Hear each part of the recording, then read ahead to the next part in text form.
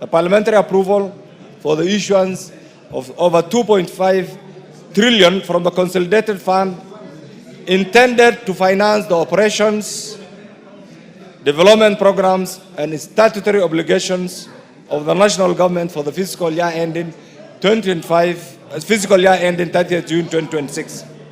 Madam Speaker, the budget estimate coming at a time when there has been a lot of debate on resource allocation, Madam Speaker, and it's critical that I mention this. And Madam Speaker, allow me to thank the chair of the committee, the Honorable Samuel Atande, for steering. And Madam Speaker, there's a lot of consultation. Madam Speaker, I want your protection.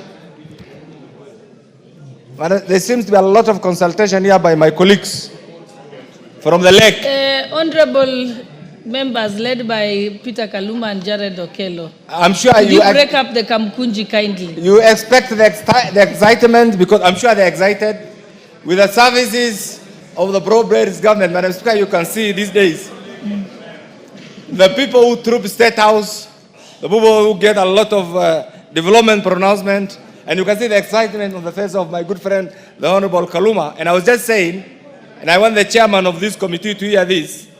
This committee, for the first time in the history of the Republic of Kenya, the Budget and Appropriation Committee has been chaired by a person from the lake, who is a product of the broad-based government. Madam Speaker, that gave us an opportunity.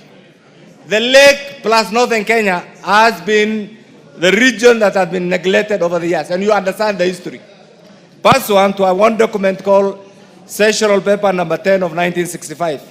And being a member of the committee, every session I attempted to remind the chair that please, out of this opportunity, Northern Kenya and the Lake region must get a share of the national cake. And Madam Speaker, I want to confirm that out of the deliberations, this budget will be different from the other budgets, and clear provisions on water, on infrastructure, on health has been made for those regions, Madam Speaker. And I want to thank, because sometimes we say cowardice or respect or civility is not a sign of cowardice. What the committee has done, Madam Speaker, is to look at the whole budget making framework and allow and craft it in a way that will give every region an opportunity to get a piece of the national cake, Madam Speaker. Madam Speaker, therefore, 2025-2026 budget is crafted within a framework of fiscal consolidation intended to strike a delicate balance between stimulating the economic growth and curbing the rise in public debt. Madam Speaker, the report also seeks to enhance domestic resource mobilization, streamline expenditures, and adopt prudent borrowing strategies. It also underscores the government commitment to reducing fiscal deficit and safeguarding the long-term debt sustainability.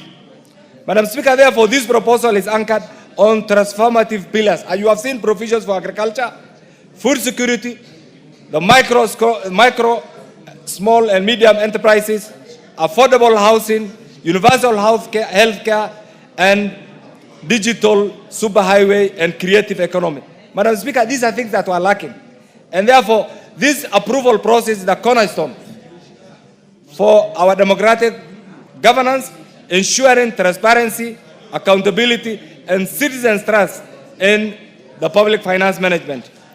Madam Speaker, through the legislative scrutiny, and this is what we have done as a committee, Parliament plays a pivotal role in ensuring that funds are directed towards priority needs, Madam Speaker. And this is why, for some of us who come from a region that has been historically marginalized, when we see allocations for particular sections, Madam Speaker, and allow me to dwell on this road. Allow me to dwell on this road. The road from Isiolo, Modogash, has a World Bank funding. The road from Modogash to Samatar, Madam Speaker, was on an annuity program which has been gladly sorted out by the government. From Samatar to Wajir did not have funding, and there was anticipation that the Arab Development Fund will do something. But right now, under this budget, there's clear budgetary provision for the tamaking of that particular section, Madam Speaker. And I want to say kudos for the head of the Ministry of Roads and Transport, Mr. Chirchir, and the committee for that particular clear provision, Madam Speaker.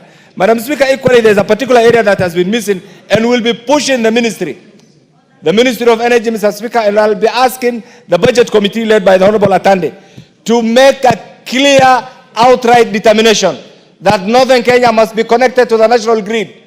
Madam Speaker, Northern Kenya comprises of 70% of the landmass of the Republic of Kenya, and yet the national grid ends in Garissa.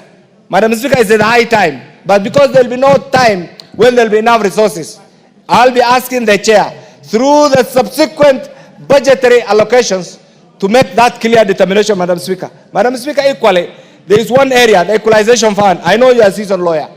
The equalization fund, as intended, is not being applied.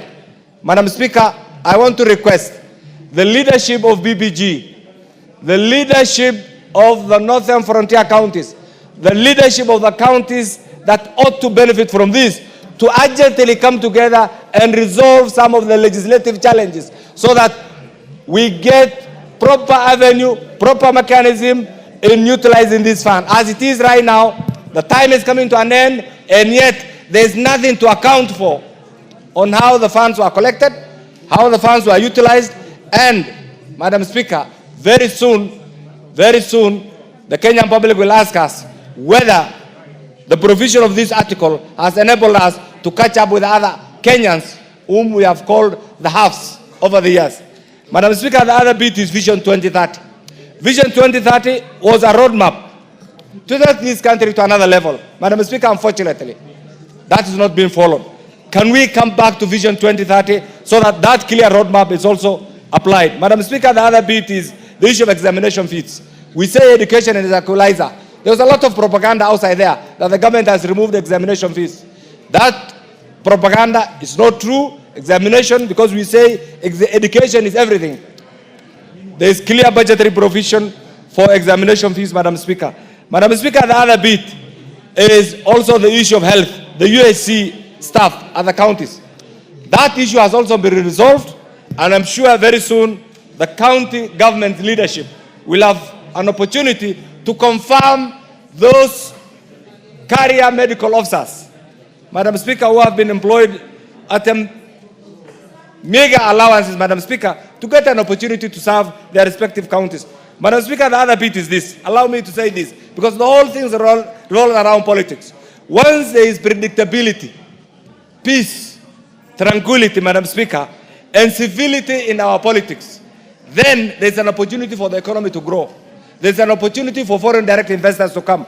And therefore, I want to urge those who are still out of the broad-based government to use this early opportunity to see sense and join the President and the Honorable Raila Odinga in uniting Kenya, because that is what will take us to the next level, because we do not have any other country. Madam Speaker, once again, allow me to thank the Chair and the entire members for the time they have devoted to this, and I hope and pray that the members will get an opportunity to interrogate the report and make their valued input. I support, Madam Speaker.